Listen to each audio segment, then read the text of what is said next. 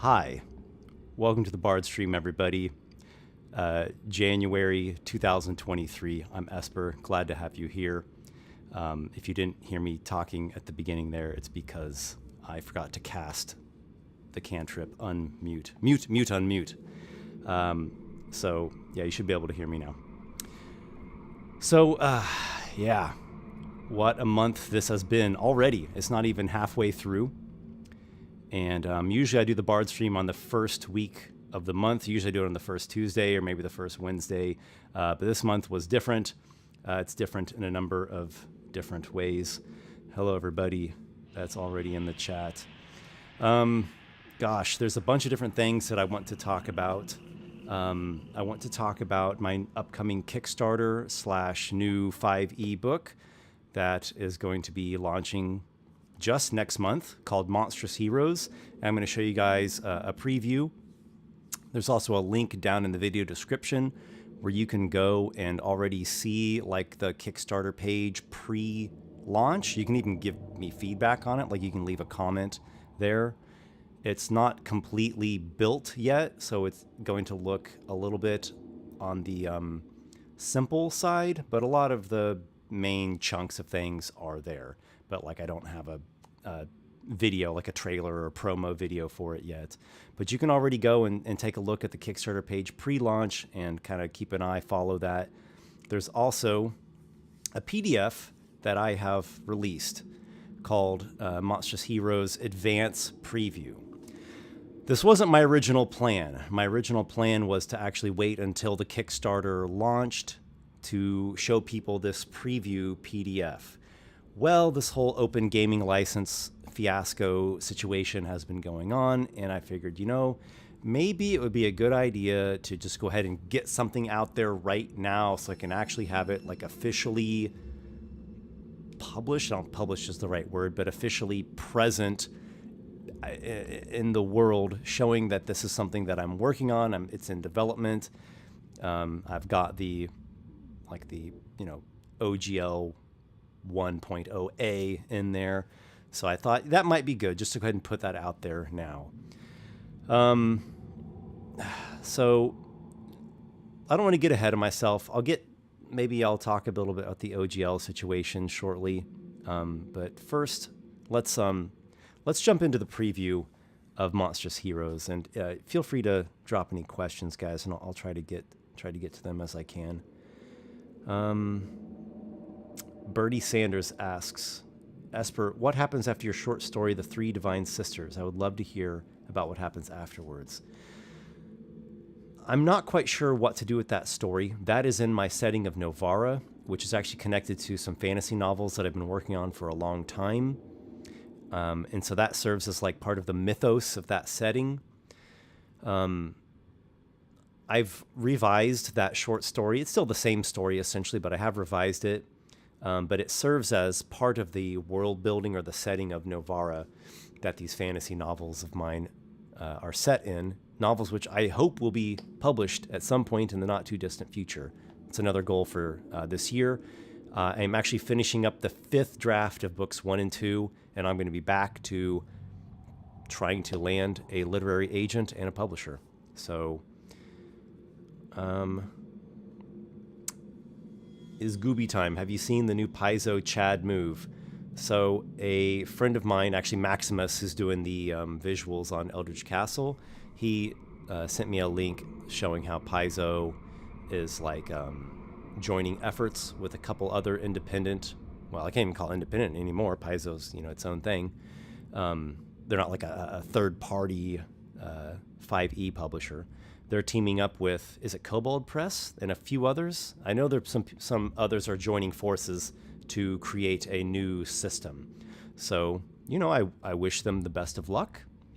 I myself have wondered, should I create my own system?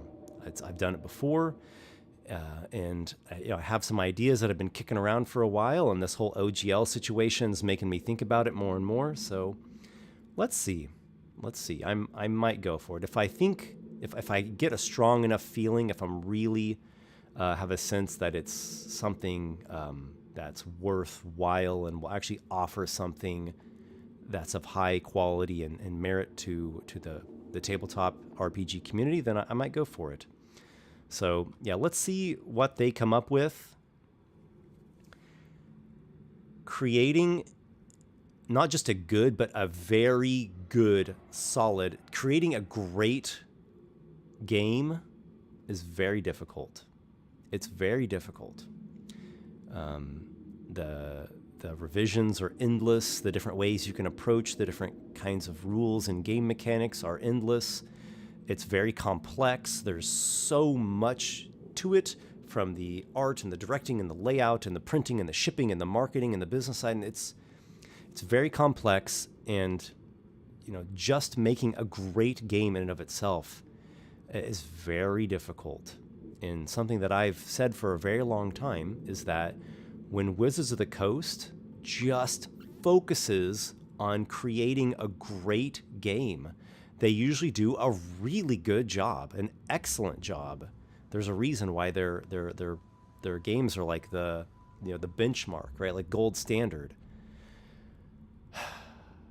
But when they veer away into other things, when they veer away into other kinds of when they get out of their lane, it's usually terrible, or it's at least it usually fails. So it's very frustrating to see them again and again try to do things that are not what we want them to do, which is just make us an excellent game with excellent mechanics.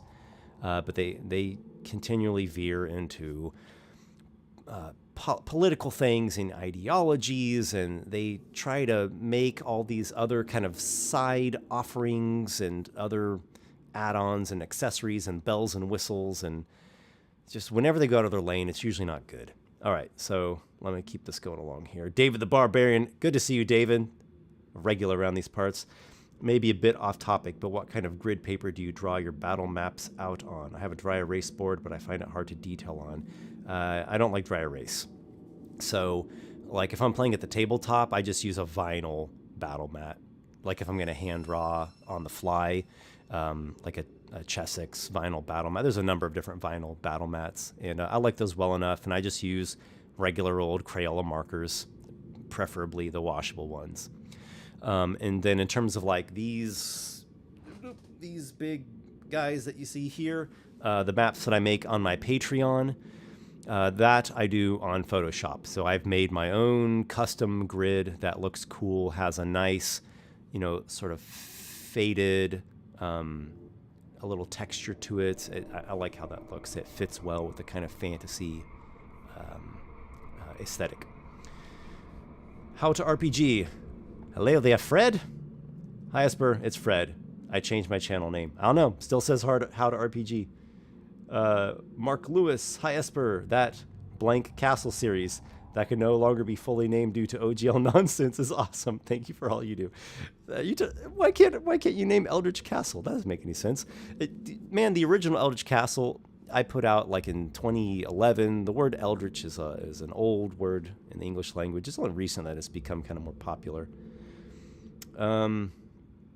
Dwayne S. Thoughts on an effective all-monstrous hero party? Plans for a support/healer role in there somewhere. Okay, so that'll be the perfect segue. I'm going to pull up a window here, and you all are going to get to see a sneak peek of Monstrous Heroes, my new 5e book that I've been working on. Bam, here it is. Now, this should be scrolling as I move it. Yes, excellent. So here we have it, Monstrous Heroes. So what can I say about this? This is a supplement to allow you to play monsters, non-humanoid characters. Options for monstrous races, also known as race classes. So the way that 3rd edition... Here, let me actually move so you can see me still. The way that 3E handled this sort of thing of playing, minotaurs and vampires and big spider people was level adjustment. So you were always behind in your level. You always had this kind of like effective level buffer, or whatever you want to call it, put onto your character to account for the fact that your race has powers beyond the scope of a regular humanoid. So it kind of worked, but the problem is that you're always a number of levels behind. So who wants to forever be 2, 3, 4, 5 levels behind everyone else? That's not very cool. And then 4th edition and 5th edition share the same philosophy of, well, no, you can't do that anymore. And every race has to fit into this box. It all has to fit into this mold where everyone is at this kind of assumed power level. And that is a solution, and it's a solution that I think works pretty good. But it has some problems. One problem is that now it becomes arbitrary and everything has to get forced into it. So even though you're a dragonborn, you don't really have all the powers of a dragonborn or a draconic being or a half-dragon. Like, your scales do nothing, and you can't bite anybody, and your breath attacks like this, like a little puff. It's a little wimpy thing, because you have to fit in with the same power level of like a human or a halfling.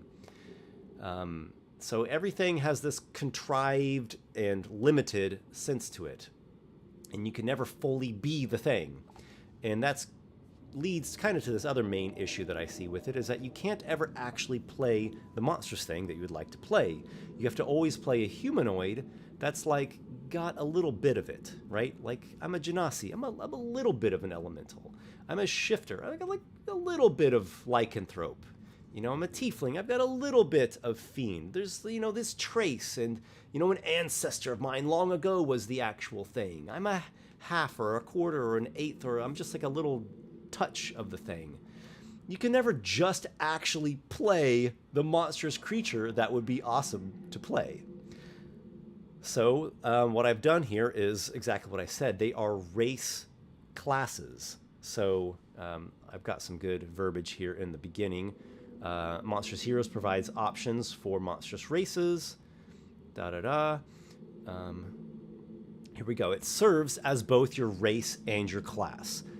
So therefore, you have to start off at level 1 as this thing, because you obviously can't. Well, I say you can't. You can really do anything with a bit of creativity and the GM's permission. But, you know, the rules as it is you start off at first level. So you are level 1 Minotaur, let's say. So Minotaur is both your race, gives you your racial features, your racial traits, I should say, and it is your class. You get your Minotaur class features.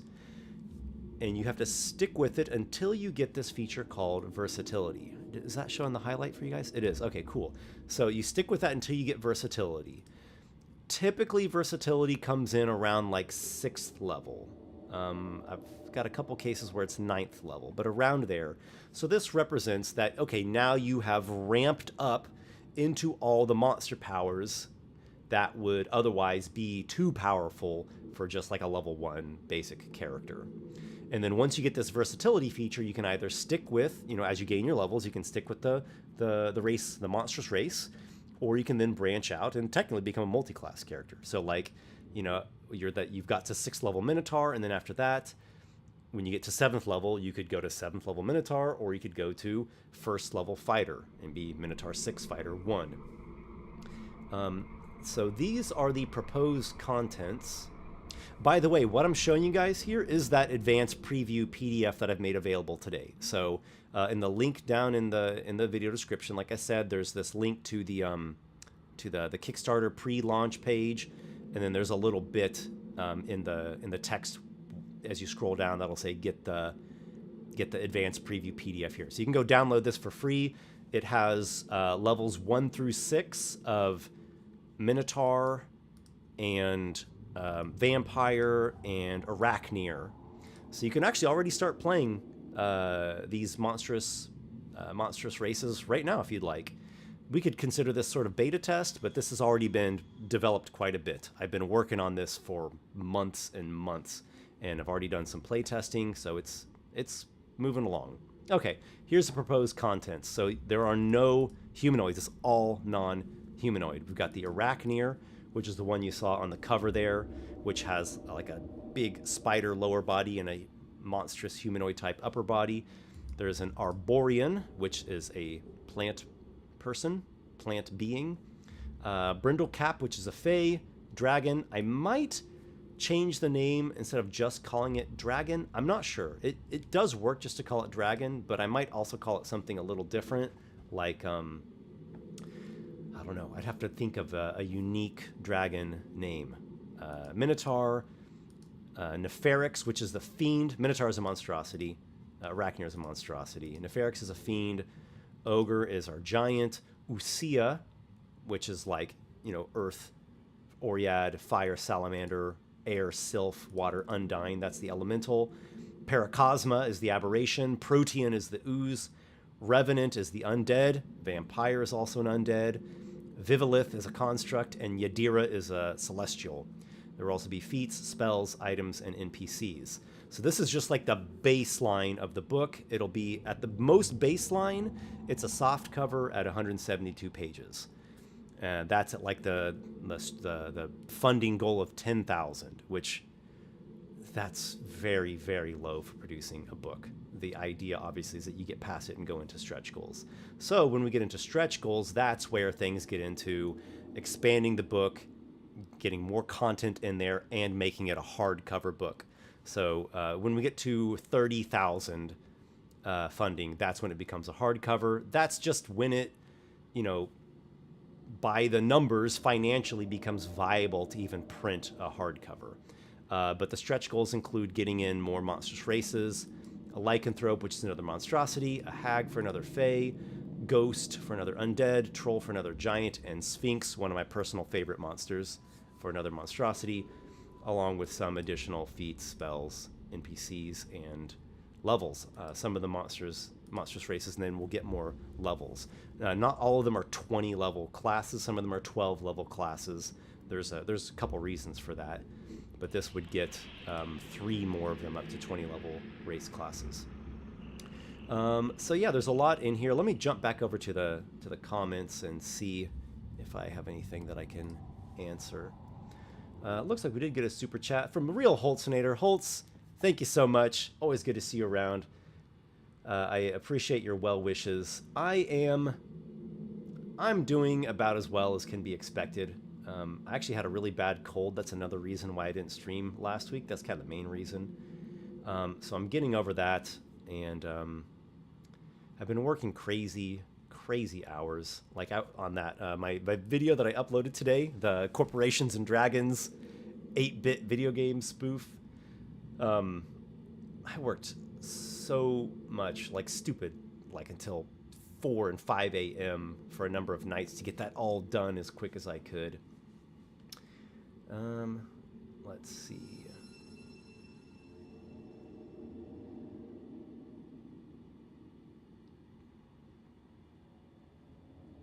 Just reading through some comments here.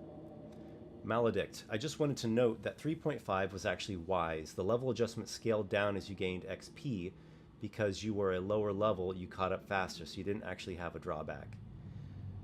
I don't think so. You have to add the level adjustment to your actual level, and then that total was what level you were considered for all intents and purposes of XP and all that. Let's see. Dave the Barbarian. Esther, I'm going to lose my mind if I can't play as a hook horror.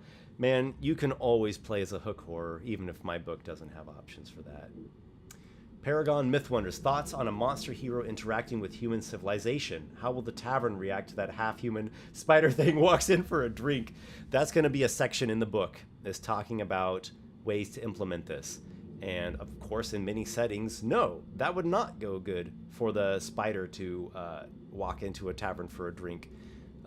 So part of that is going to come from me putting in some cultural bits and like lore and story hooks into each of the races, because, you know, the spider people, they have their own society and they'd have their own equivalent of a tavern. I don't know what they'd be drinking.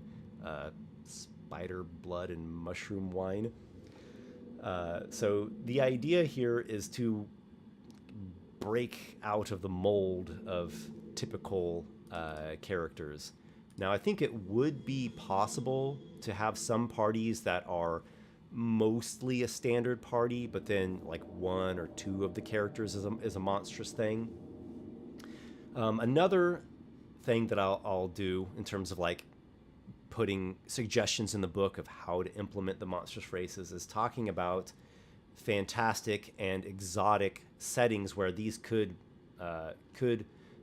get along a little more viably in the society.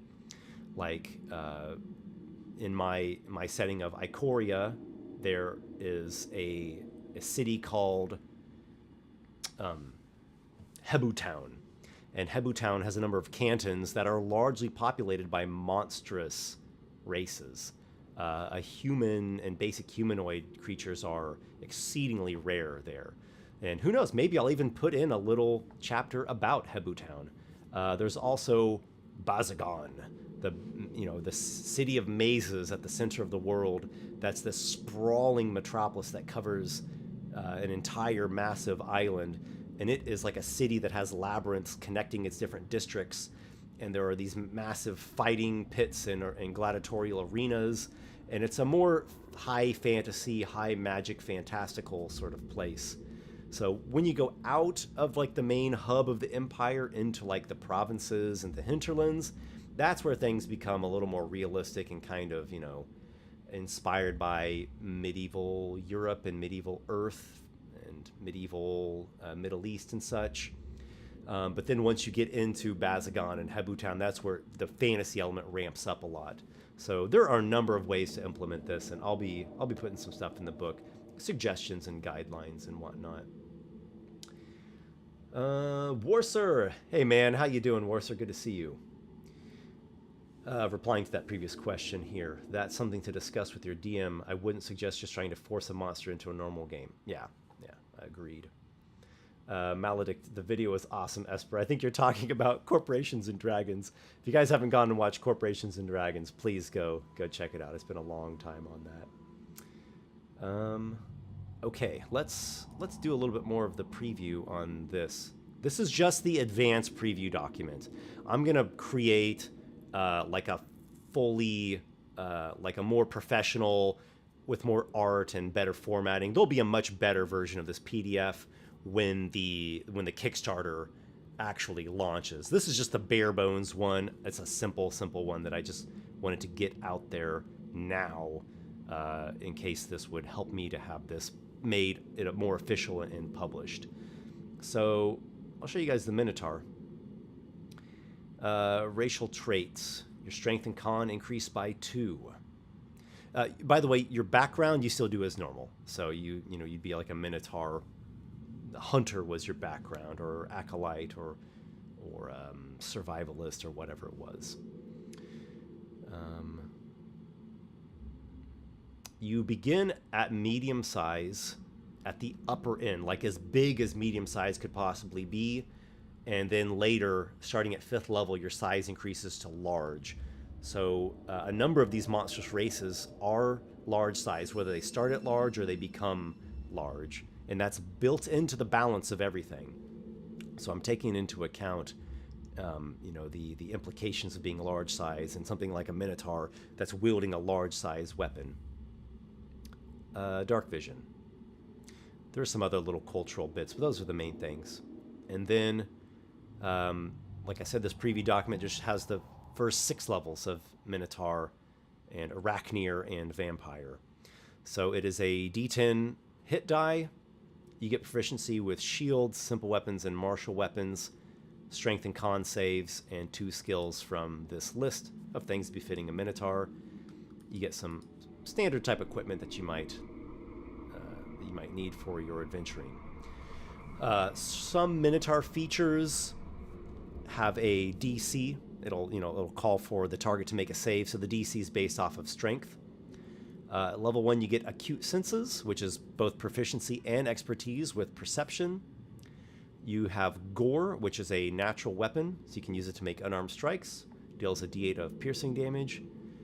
You have Minotaur charge. This is its own action, right? So you have to spend an action to do this. It's not part of the attack action, but you do make an attack with it. You move up to your speed, and you make a gore attack with your horns. If you cover at least 10 feet in a straight line immediately before making the attack, and you hit, the damage increases by a d8, and you might knock the target down if they fail a strength save. So that actually comes out of like the core baseline Minotaur from the SRD. You have unarmored defense. It's kind of similar to a barbarian. It's your con, and your dex going into your AC. You can still use a shield if you'd like, and the shield adds into it. Starting at 2nd level, you get Battle Vigor, which is once per short or long rest. When you kill an enemy with a melee attack, you can regain some hit points. This is to help the Minotaur survive. So far in all the playtests, the Minotaur has done a bunch of damage, just like a juggernaut, but then dies. So this Battle Vigor got added in after the Minotaur just wrecked the enemy's worlds, but then it itself took a bunch of damage and died. Which does make sense. That's actually quite befitting of a Minotaur, but it needed a little bit more survivability. Labyrinthine Recall. You can perfectly recall any path you've traveled. So again, just straight out of the baseline Minotaur. That's the idea with a lot of these, is to let you play the things that you've seen in the bestiaries and the monster manuals and such, but adding on unique things as well. And Reckless Attack at 2nd level, like what we know from the Barbarian. The Minotaur is Barbarian-like in some ways. At 3rd, 7th, and 10th level, you get to choose a special feature. There's a list of Minotaur special features. So this works kind of like a subclass, because these special features are major. They add major things to you, and it really improves and flavors the character in certain ways. So these are the levels where you get to pick from special features, ability score improvements. You all know what that is. The size increase comes in at 5th level, as I mentioned. When this happens, you are now large size. Your strength goes up by 2. Your strength maximum, like your like innate max strength, is now 22. You have double carrying capacity for being a large size. Your weapons, you also now wield large size weapons, which deal double the amount of a medium sized weapon. So like a javelin is 2d6, and a greatsword is 4d6. And a gore attack, your gore attack now is 2d8. So you don't get an extra attack. You don't get a multi-attack, but you get these bigger weapons. So the effect of that in play is that it still stays balanced with like how much damage a warrior type character would be putting out, but you feel the large size. A lot of this has to do with the feeling. That's what I'm really trying to capture here, you know, is I want to actually feel like I am playing this monster, not just feel like I'm playing just another humanoid with a little bit of monster light skin slapped on the top of it. So when you hit, like the impact of these big hits are just so satisfying. But again, for balance purposes, this doesn't have extra attacks, so it still balances out with like fighters and paladins and stuff. 6th level, you get fast movement. So your speed goes up by 10 feet when you're not wearing heavy armor. And you get versatility, the feature that I mentioned before, that allows you, if you'd like, to branch out into other classes. And that should say, or another class, not a character class. Oh well. Here are 3 Minotaur special features. So you would pick one of these when you get 3rd level. There's Horn Shaman, which gives you some spells. The flavor of it is sort of between Druid and Warlock. That's somewhere in that mix is kind of the feeling of it. There's a couple unique spells, Carnage and Savage Frenzy, that come with it. And then you get to pick a couple spells as well. Carnage is a spell that it's like a bonus action and affects up to 3 targets, sort of like how, you know, Bless gets 3 people and you're concentrating on it. And it makes your critical hit range be a natural 18 through 20 on your attack rolls. And then Savage Frenzy is, I forget what that one does actually. It should be down at the bottom here. Ah, there's the Open Gaming License. Savage Frenzy. Oh damn, I didn't put it in there. You know what? After this stream, I might go and put an updated version that has a Savage Frenzy in there. Sorry about that, guys. Okay, let's go to the next feature. Whip, whip, whip. Okay. Labyrinth Hunter gives you proficiency with survival, or if you already have proficiency, you gain expertise. You have advantage on saving throws against traps and hazards, and they have disadvantage on attacks against you. And once per short rest as an action, you can set down this trap, and it's like a force blast that knocks the target prone. So you become a trap setting maze stalker who's good at, surviving and navigating. Or you could do Whirling Doom, which also is its own action, and you can use it a number of times equal to your proficiency bonus. You regain your usages on a long rest, and you make an attack with a heavy weapon wielded in 2 hands, and you attack each creature within your reach, like a whirlwind attack, and each creature that is hit by your weapon attacks gets an abyssal wound that has this ongoing damage that will continue until the target is cured with a medicine check or any effect that can cure a disease. Arachneer is the spider monster person. They start off at large size. You don't wield large size weapons though, because your upper body is like a human sized upper body. Your strength and your dex are increased by 2. You have a climbing speed equal to your walking speed of 30 feet. You have dark vision. D8 hit die. Proficient with light armor, simple weapons, and martial weapons. Saving throws, strength, and dex. Choose 2 skills from the list. You have a bite that deals piercing damage and poison damage. It's considered a natural weapon with a finesse property, so you can do a strength attack or a dexterity attack. So far in the playtesting, a lot of people are preferring dexterity for the Arachneer, which I think is a good way to go.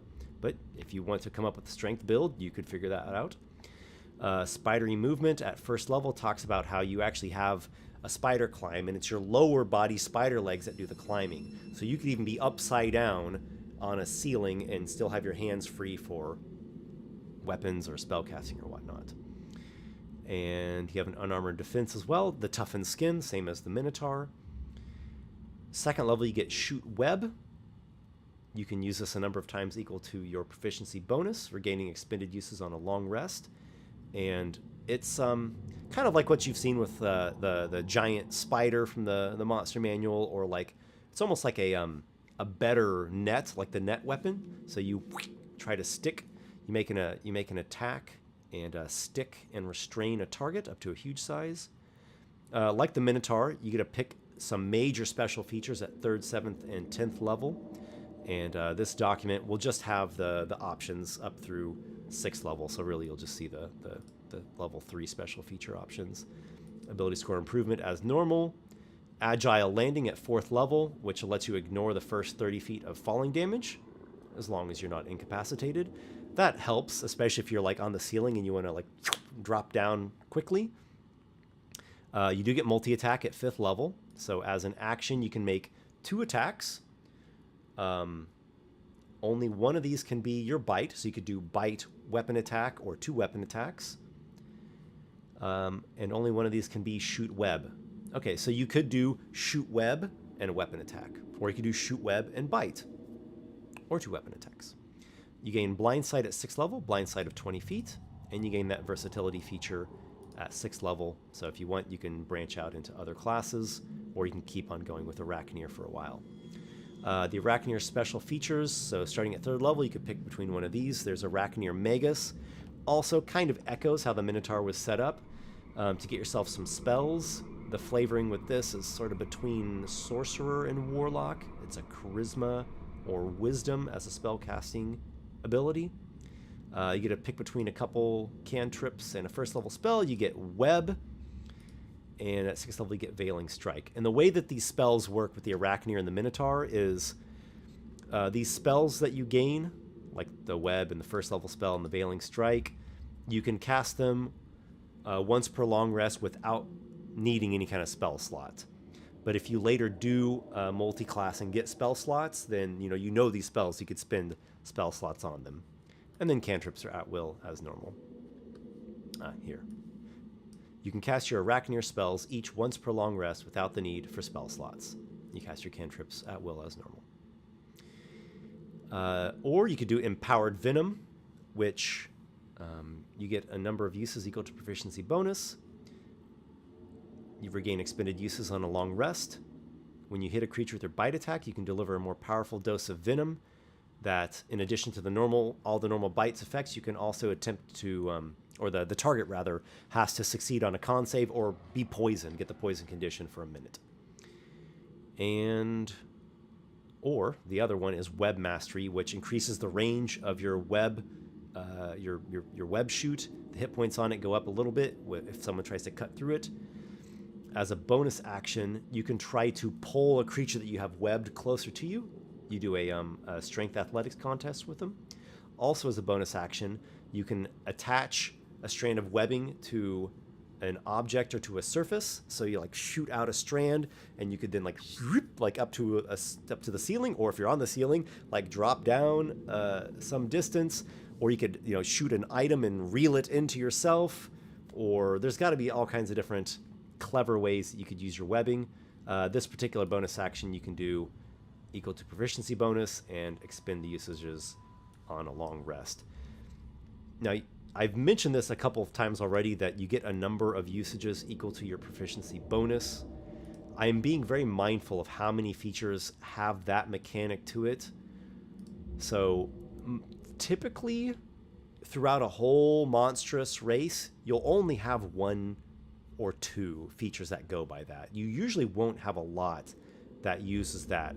So I've noticed that if you have too many features like that, it does become just like another thing you have to keep track of, another record keeping thing. So I'm being mindful, and keep in mind, these are three things that you're choosing between. When you get to 7th level, you then could pick another one of these level 3 features if you were so inclined, which would be fine.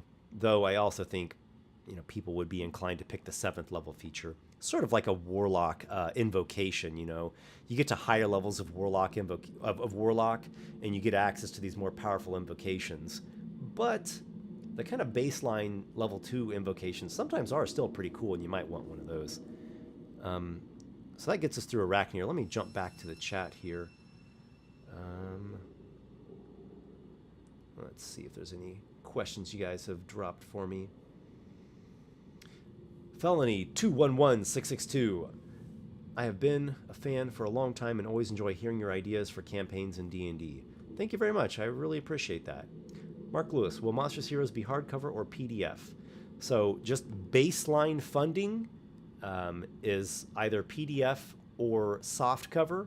Once we get to the 30,000 stretch goal, it becomes hardcover. So both. It's digital and physical.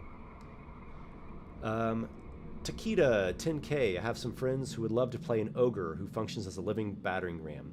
Ogre is actually very far into development. I really like how ogre is turning out. One of my friends commented when I first talked about that, ogres are kind of simple and boring, and I said, wait till you see the ogre in Monstrous Heroes. It's got a bunch of really cool features. Yeah, battering ram is a pretty cool way of putting it.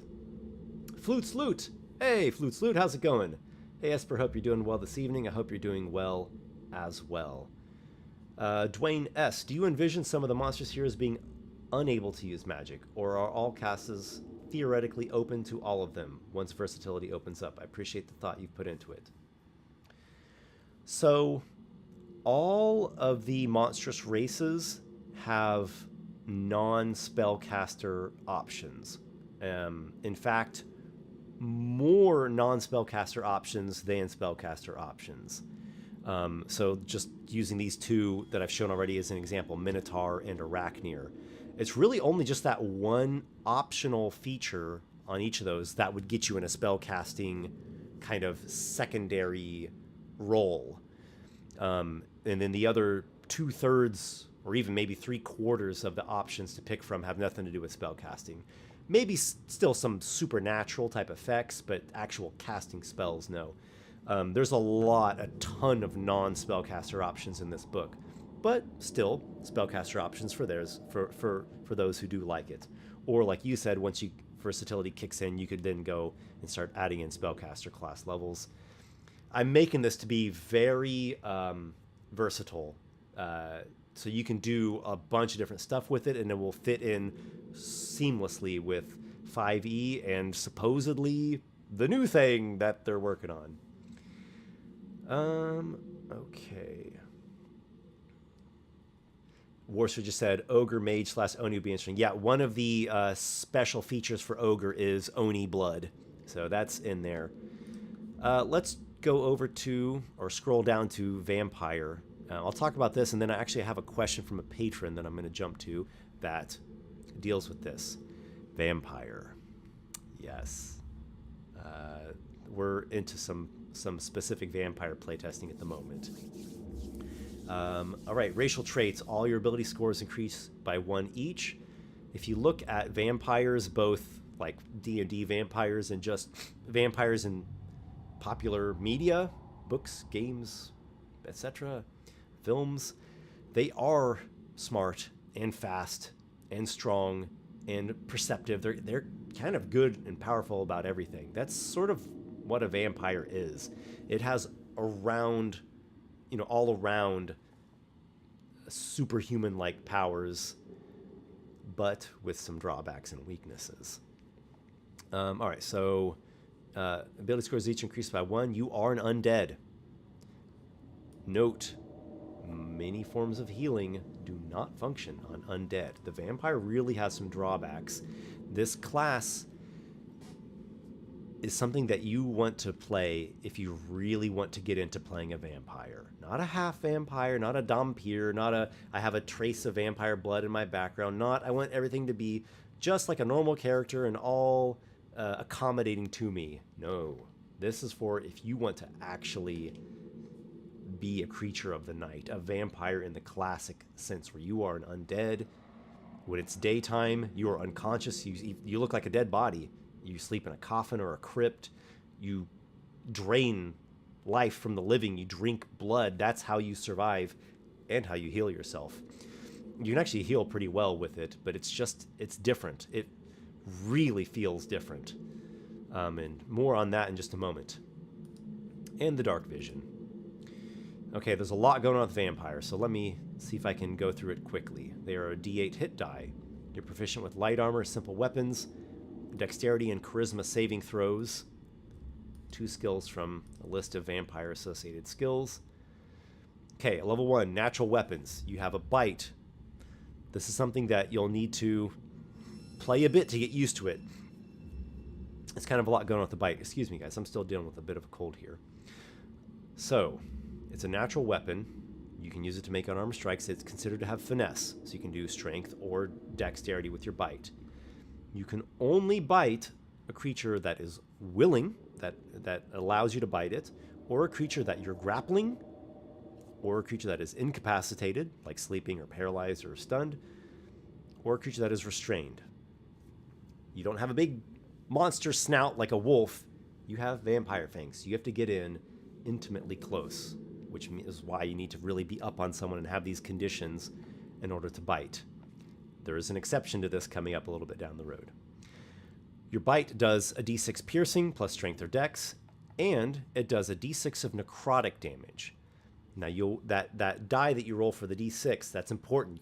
You roll that one separately. Maybe you need a different color of die of d6 so you know which one is your necrotic damage, because that reduces the target's hit point maximum by the amount of necrotic damage you dealt, and you regain hit points equal to the amount of necrotic damage you dealt. So that d6 heals you and reduces their max hit points. The reduction lasts until the target finishes a long rest, if they ever get to that point. The target dies if their max hit points go to 0. You do not deal necrotic damage to constructs or undead. They don't have life forces for you to drain. If the target does not have blood, or if the target's heart has stopped beating. So you truly are feeding upon the living with this.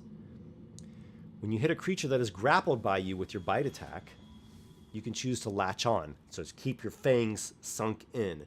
So as long as the creature is grappled by you, you can automatically deal your necrotic damage to it as an action. If you want to do another bite attack, you have to end the latch on. You have to pull your mouth off and bite him again. No action to end the latch on.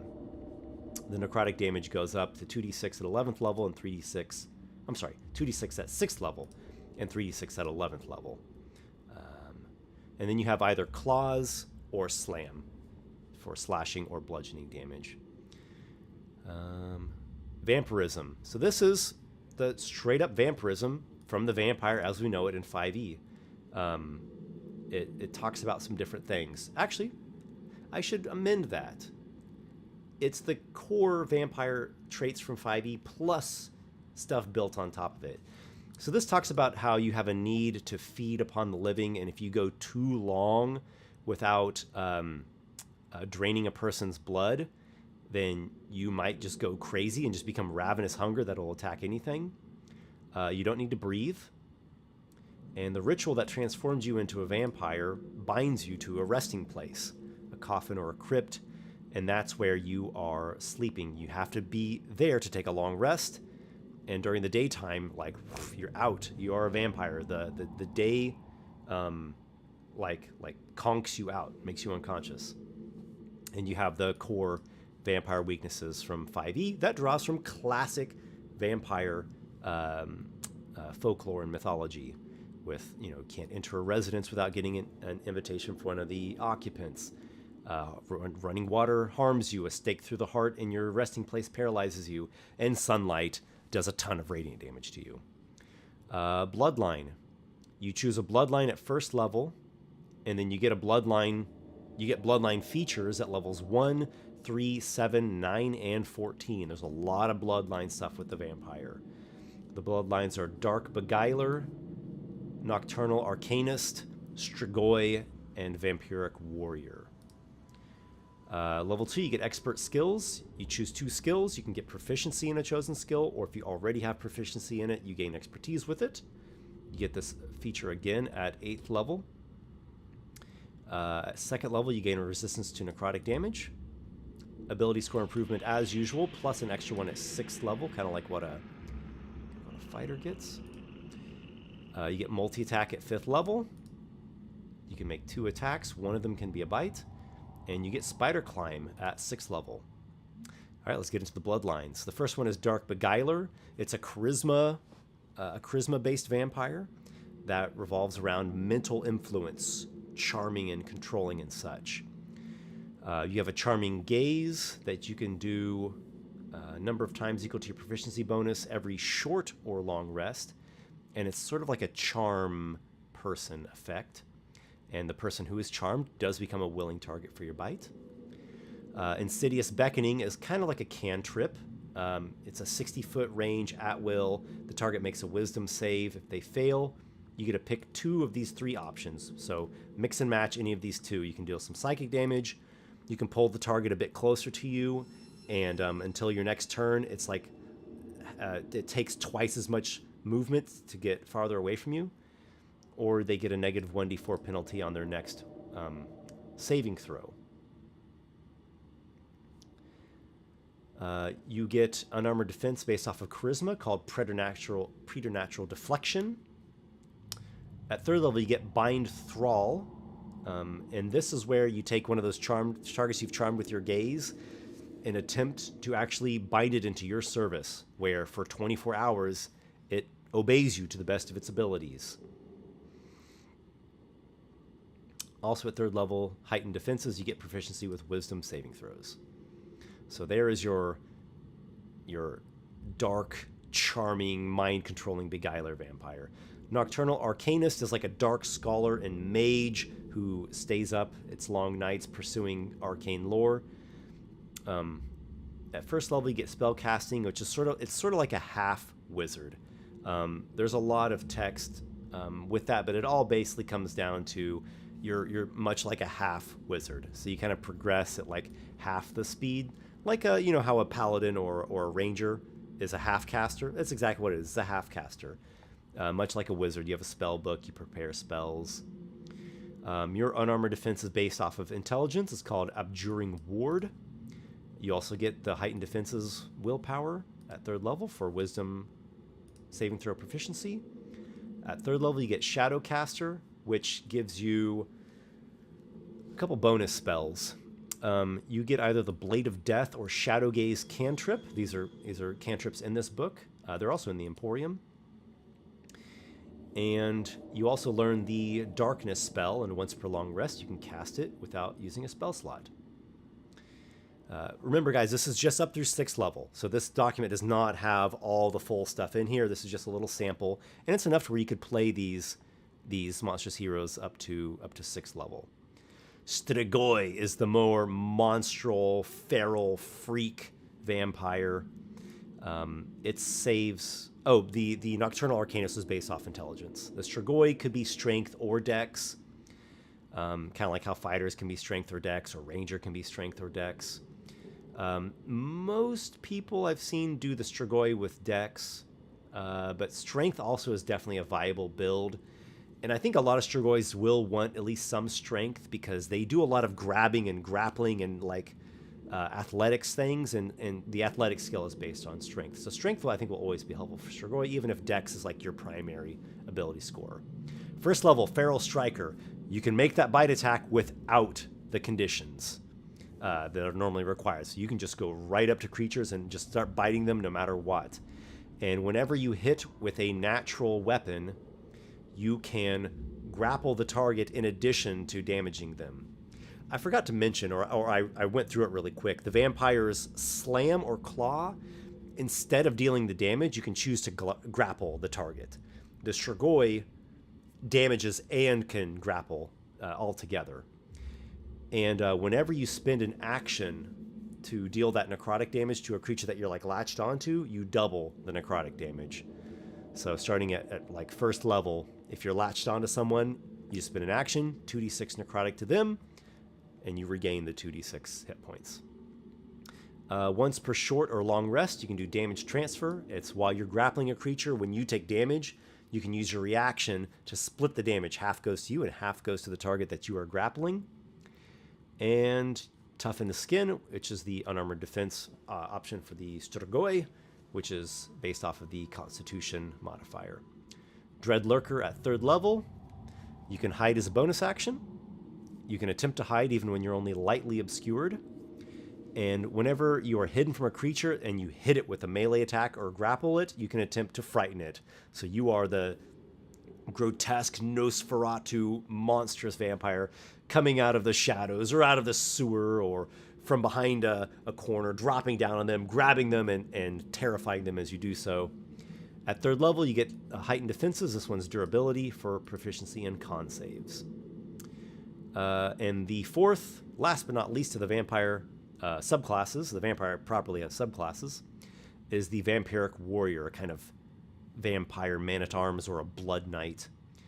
Your features DC is based off of strength or dex, sort of like how a fighter does. You get warrior talents at 1st level, which gives you proficiency with medium armor, heavy armor, shields, and martial weapons. You get 1 additional hit point per level that you have a vampire, and you gain a fighting style chosen from the fighter class. You also have the unarmored defense, Toughened Skin, which if you opt to not wear armor, you still have unarmored defense. And, you know, I think a lot of people that play Vampiric Warrior would opt for wearing armor, but still, it just would seem silly that all the other vampires have tough skin or supernatural deflections, but the warrior one doesn't. So, come on, I had to put it in there. Plus, you know, you might find yourself in a situation where you're not wearing armor or you get captured or some such.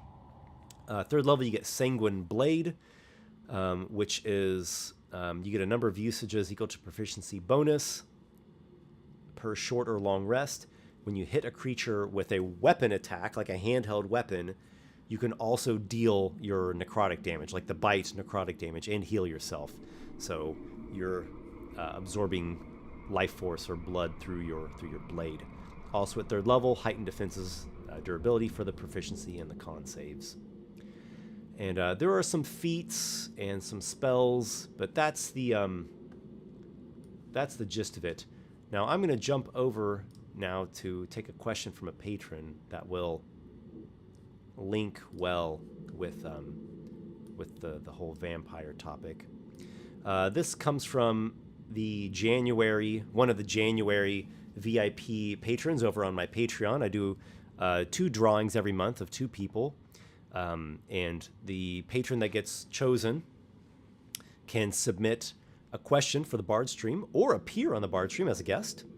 Also can give me a monster concept, and the monster gets developed into a full-on 5e monster, stat blocks, a bit of lore, artwork, complete monster brought to life. So Stephen has sent me a really cool monster concept and this question here. He says, in all honesty, I'm really looking forward to your content on monster races. I'm particularly looking forward to it because in the campaign I'm going to be playing a Paragon. Paragon is the all-new class in the Emporium, my Emporium book. There's going to be heavy vampire themes in the campaign. Some of the other players are considered playing vampires themselves. So in general, if you could talk about how you might set up a campaign where all the nobles have vampire bloodlines that persecute any religion that involves direct worship of deities, them being undead and all, and maybe how you might have one or more player characters play a vampire. A lot I could say about this. So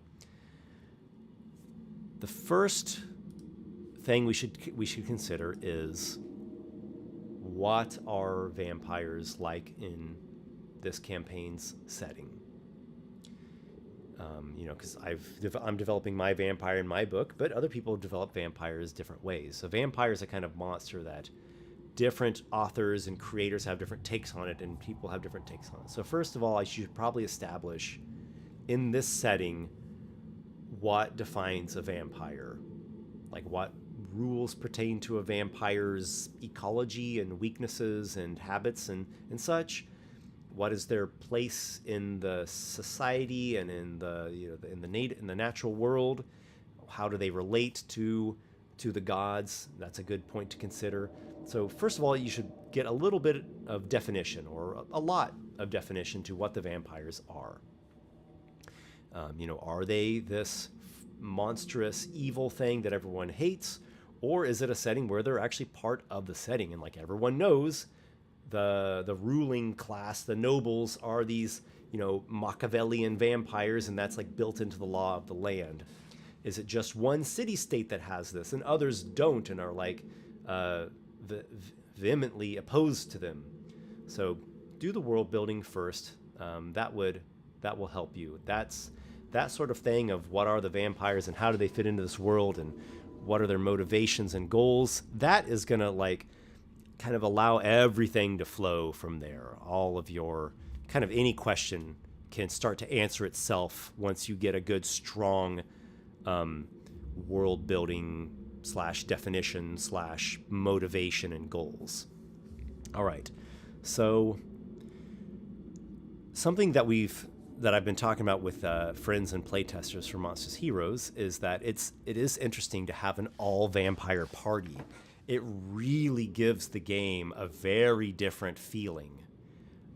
So that's one way that you might want to do it. That also has some practical benefits, that you all have sort of the same sleep schedule. You're all active at night and asleep during the day, and you are going back to like coffins and crypts to sleep, and you kind of know each other's general vampire limitations and eccentricities.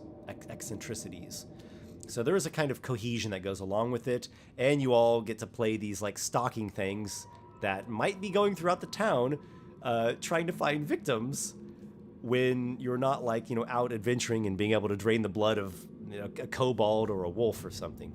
Actually, a wolf would heal you.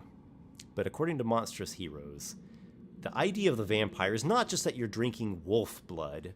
Yeah, it can heal you some. But you feed upon the living. You feed upon people. That's what undead largely are known to do. So you really have, to put it in 3rd edition terms, an inescapable craving and a dependency upon the life force of people. It's more than just the actual liquid of the blood going into your belly.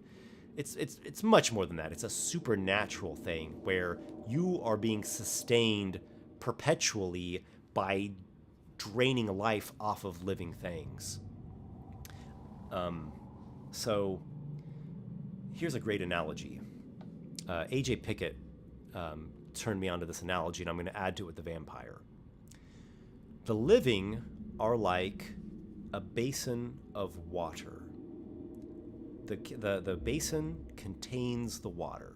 The water is their life. And you, a living person, can swirl the water, right? And there it has action, activity, motion, animation. Life is animating it. Life is animating you.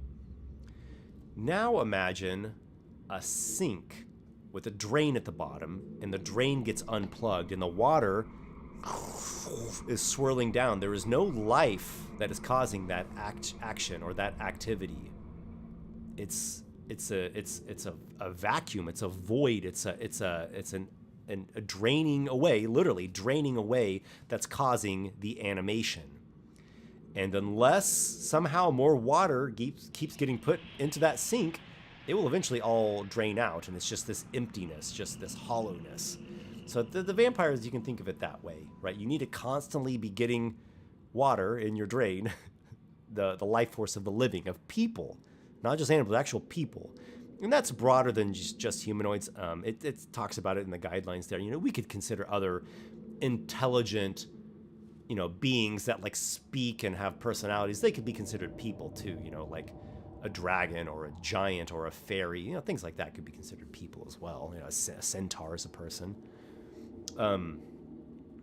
So you could have the whole party be vampires, and I think that's a pretty cool way of doing it, and really gives a distinct flavor, a new take and approach to 5e. Another way to do it is to have just one or two of the characters be vampires, and the other party members will have an agreement with this vampire. One way that you could handle this in practical terms is the vampire has a carriage or coach or wagon with a driver, who's not a vampire, and the coffin stays in the covered carriage, and during the day you're in that coffin and going around.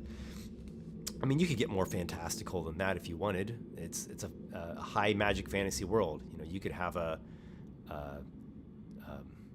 some kind of like manticore or wyvern or some kind of trained brute or an ogre that like carries around some other covered vehicle or structure that your coffin, your resting place, is inside of.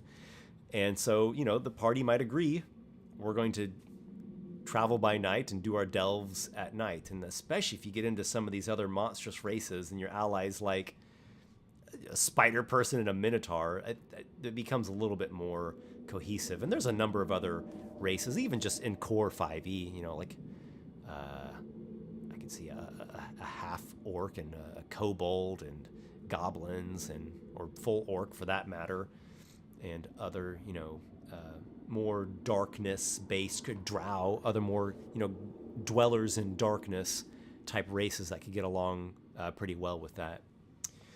Now, you brought up an interesting question. The persecution of religion, the persecution of the worship of gods in a society where the nobles are vampires.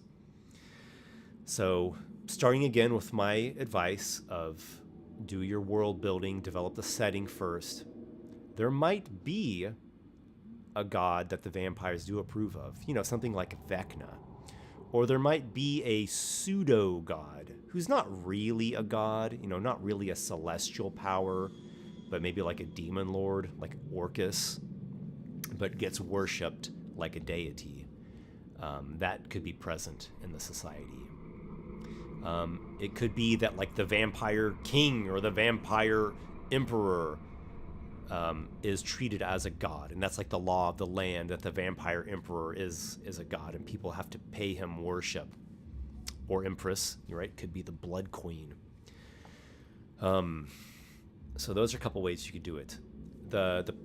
Now, if the player characters in this campaign are not allied or at least neutral with the vampiric nobility, and they are opposed to them, or like an underground renegade rebel group, I think that would be incredibly effective. There's a lot of role-playing hook right there.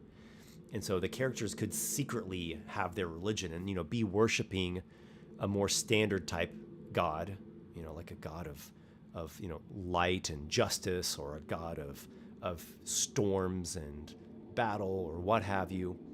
And they have to be, practicing this in secret and trying to build up an underground resistance and eventually try to escape the society, or join with a burgeoning counterculture, or like some other warring city state that's the opposition to the vampires. Or that could be the final goal of the campaign is the defeat of the great vampire emperor.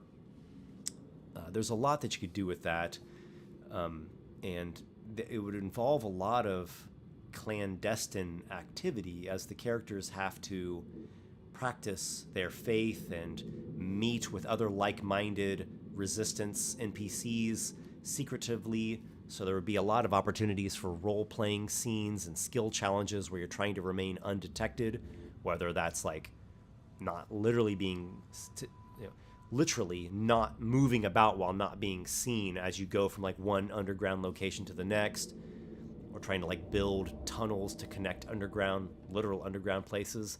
It could also be not a matter of like stealth in terms of sneaking around, but in terms of like subtlety and playing it cool in society and posing as someone who follows the vampiric law of the land.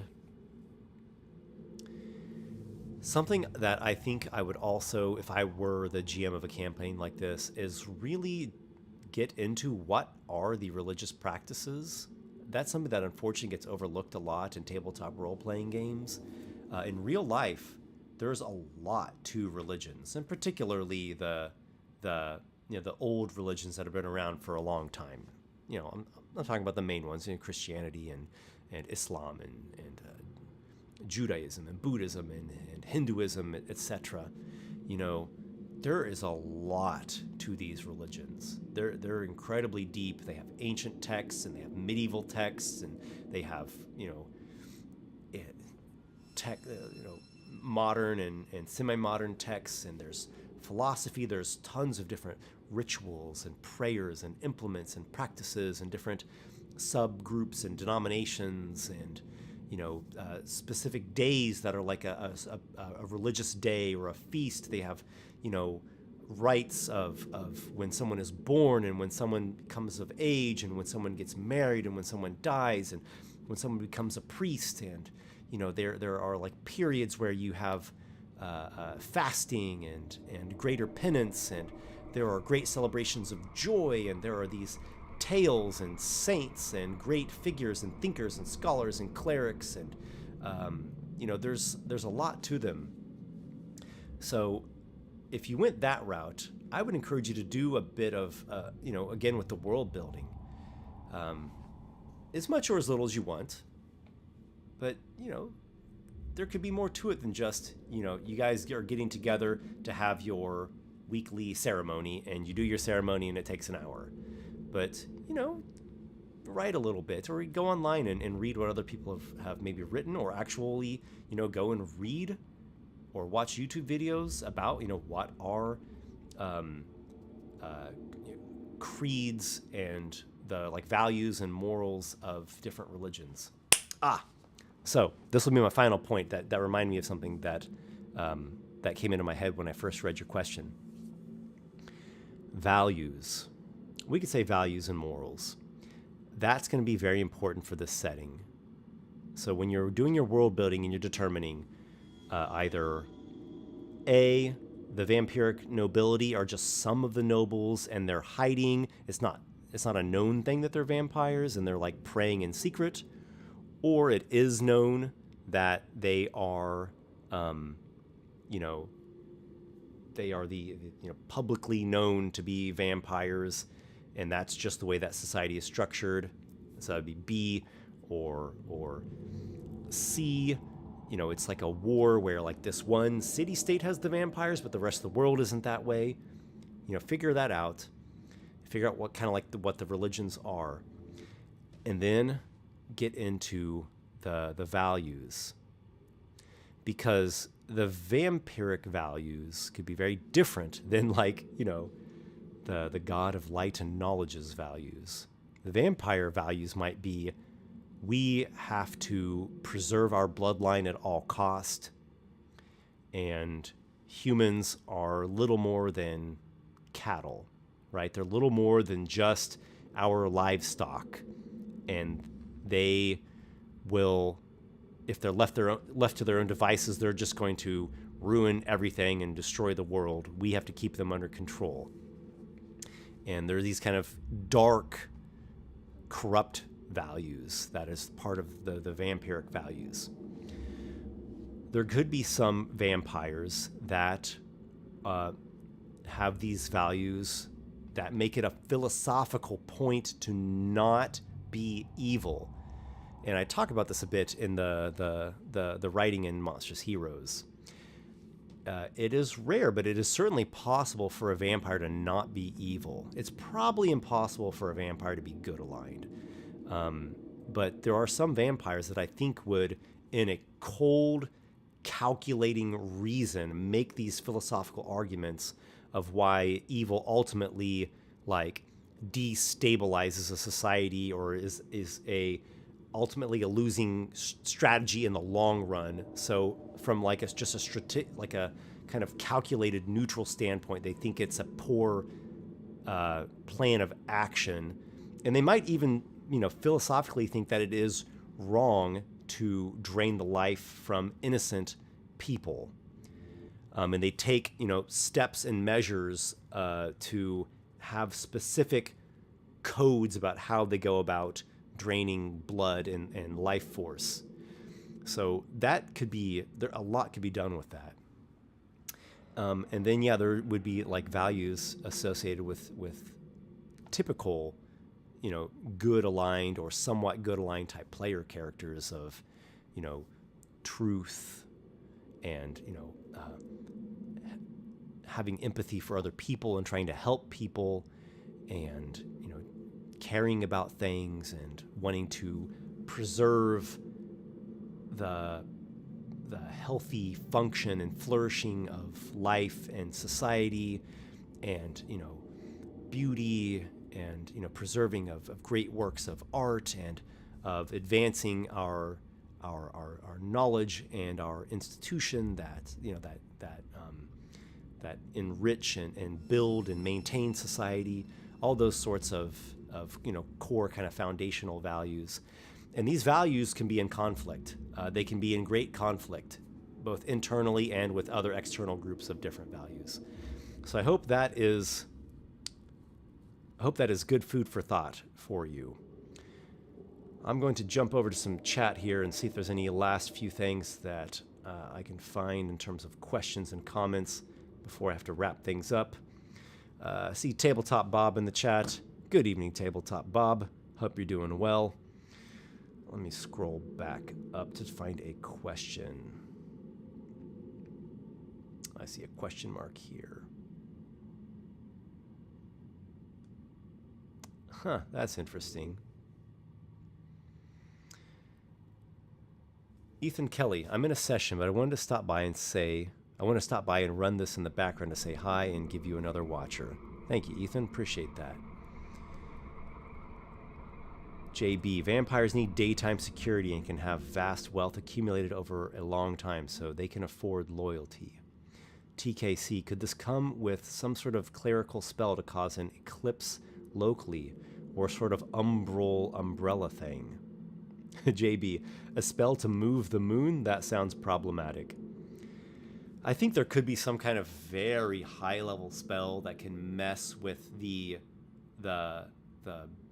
meteorology so much that the world is, or at least the immediate environment or the region is cloaked in darkness and the sun is completely blotted out for a time. So actually, I'm going to make a note about that, because that might be That might be a cool idea. Let's see here. High level spell to completely blot out the sun in a region or local vicinity.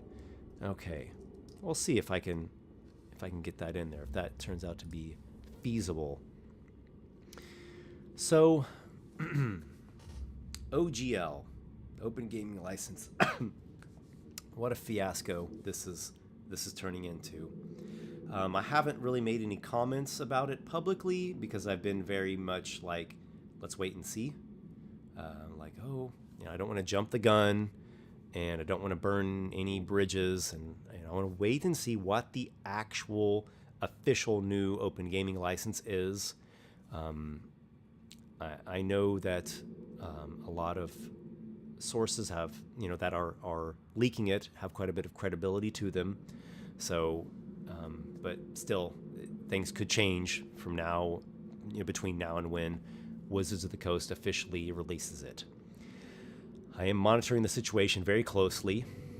It has given me a fair amount of stress, and I had a couple days there where I was legitimately worried and anxious, and the timing of this is weird because I'm about to launch my Kickstarter for Monstrous Heroes, which is a 5e supplement. I don't know if this is going to hurt or help me in that regard. Will it hurt me that people are just now fed up with 5e in general and are swearing it off? Or is it going to help me where people are saying, well, we love the core system of 5e. It's a great system, and it is a great system. We just don't want to support Wizards. But now we're going to support independent creators, third-party creators more. So, we're going to rally to you, Esper, and others. I could see it going that way, and it actually turning out in a positive way. I don't know. I really don't know. I am still kind of in the let's wait and see, not wanting to be too brash. But I had to do something with my stress, so I made the Corporations and Dragons video that you all saw today. Or if you haven't watched it yet, please go check it out to help vent my and kind of our collective stress and frustration about this whole situation, which is really just crazy. So, I have a pretty good understanding of the general changes in that leaked OGL 1.1. And so, some parts of it don't really faze me that much. You have to report all 5e products that you are releasing and report how much you are making annually. Whatever. I'll have to spend a little bit of time probably filling out a form. So I can do that. That doesn't really ruffle my feathers all that much. Them saying that the previous 1.0, 1.0A technically, is going to be null and void. That seems odd. I've heard a lot of different opinions on the legal front about that, and what is it about it that's bothersome? There's a difference, I think, between them saying we have our updated OGL, and if you want to be making, 5.5 content, 1 D&D content, you'll need to agree to the new OGL, the new license. But if you just want to make 5e content, you can just stick with the old license. And supposedly 5e is going to be compatible with the new one, like a 5. This will just be 5.5 instead of full-on 6th edition. So I think there's a big difference between that and them saying no matter what, everyone only can use 1.1, and from whatever date forward, anything new that comes out with the 1.0 license is breaking the law. I don't know what that would be. We can take legal action against you. It seems odd. Um, the part that really gave me a bad feeling was how by agreeing to the 1.1 license, you agree to let Wizards of the Coast have full access, royalty free to any of your content that you create as a third party creator.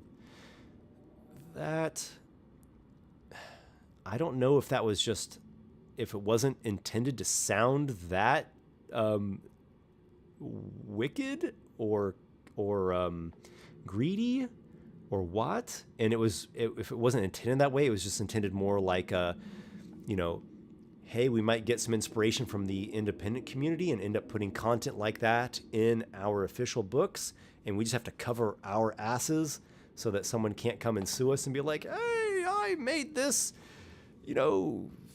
class feature, and now you guys made a class feature that's almost identical. So I don't know. And then there's the wording saying that, like, we can alter this deal at any time, just giving you a 30-day notice. So yes, there are some very worrisome things in there. There are some things in there that give me a sense of kind of like a existential dread, because I and many other creators, this is a large part of our income, our livelihood.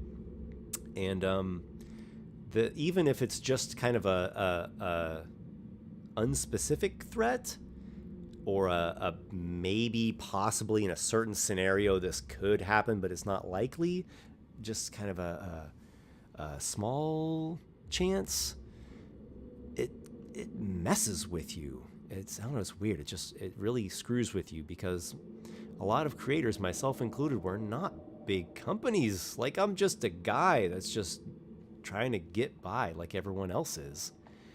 So we will see. We will see, and in the meantime, I will try to deal with my stress by making spoofs and parodies and kind of humorous content. I don't know, I might make a serious comment about it at some point as well. Some people are already staking their claim and swearing off Wizards of the Coast, and announcing that they're making their own systems and they're just going to make content for their own systems going forward. There is an appeal with that, and it would be a dream of mine to make my own system and have some success with that. That'd be really cool, and I have some ideas that I think are great ideas. It's a lot of work. It's a lot of work. But I might. We'll see. Who knows? I might run a Kickstarter for that at some point in the future. So don't get too surprised if one day you see your old pal Esper launching a Kickstarter for his idea of a tabletop role-playing game. We'll see what I can do. Any other questions, guys? I'm about ready to log off here. JB, since Xbox One got called Xbone, can we call one D&D D and Done? That's pretty funny. It is just the code name, but it is pretty generic. It feels very corporate. It's extremely corporate. Actually, my old career in my old life, when I used to work at a cruise line, they did a corporate restructuring, and the whole company got restructured. And my new, like, amalgam Frankenstein department that used to be one department that got smashed like 6 departments into one now was called One Touch. So this one whatever for your branding is so corporate. Ugh. But yeah, let's assume that the official apparently it's just going to be called D&D. That's the official word from them. That after this, they're just calling it D&D. They're not even going to refer to editions anymore. Which that also seems really weird. Really weird. I can't see how that would function, because then how does anyone refer to it like when they later do an update and they later do a revision and they later do another edition that's not an edition? I don't know. That doesn't make any sense to me. It just seems unnatural. And who knows, maybe it is a tactic to get away how third-party publishers can just say 5e. But if there's no longer any edition number, how do you let people know what your product is? So is it a Wizards of the Coast tactic to try to lash out against the third-party creators? I don't know.